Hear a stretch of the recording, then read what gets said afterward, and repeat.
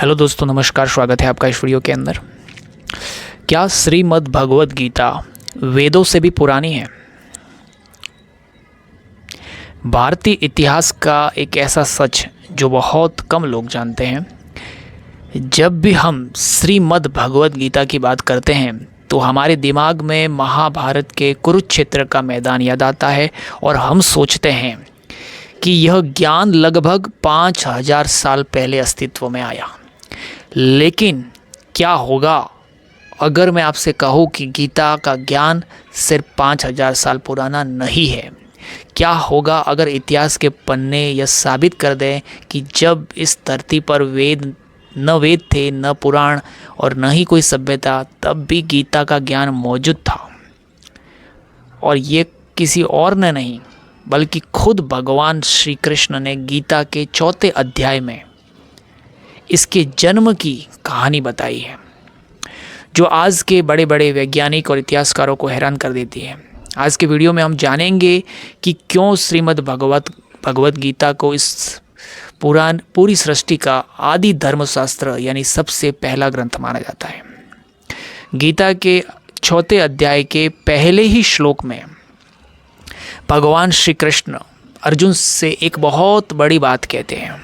वे कहते हैं, इमं विवस्वते योगम प्रोक्तवानः मव्ययम्। इमं विवस्वते योगम प्रोक्तवानहं मव्ययम्, यानी मैंने इस अविनाशी योग का ज्ञान सबसे पहले सूर्य देव को दिया था। ये भगवान श्री कृष्ण 4 अध्याय के पहले ही श्लोक में बता रहे हैं कि मैंने इस अमूल्य ज्ञान को सबसे पहले सूर्य देव को दिया था। जरा सोचिए कि महाभारत के युद्ध से करोड़ों वर्ष पहले सृष्टि के आरंभ में यह ज्ञान सूर्य को मिला।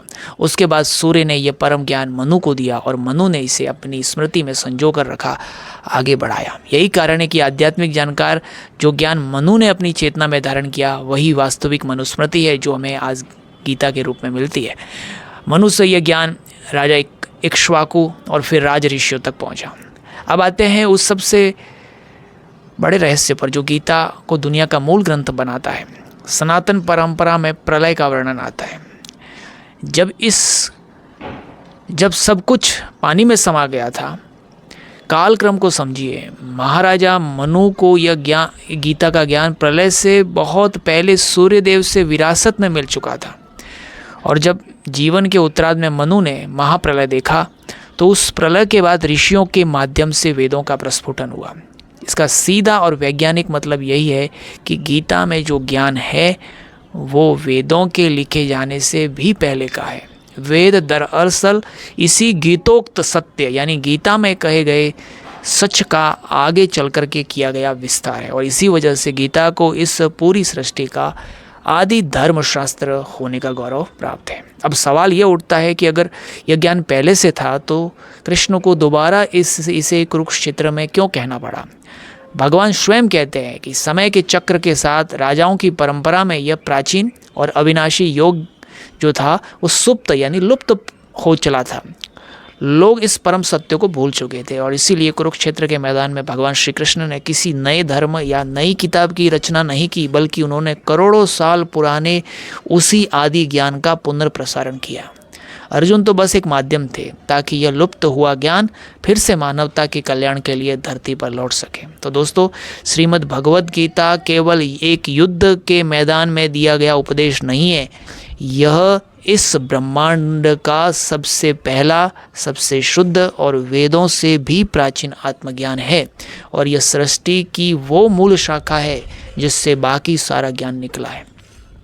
क्या आप इससे पहले गीता के इस ऐतिहासिक ब्रह्मांडीय सच को जानते थे?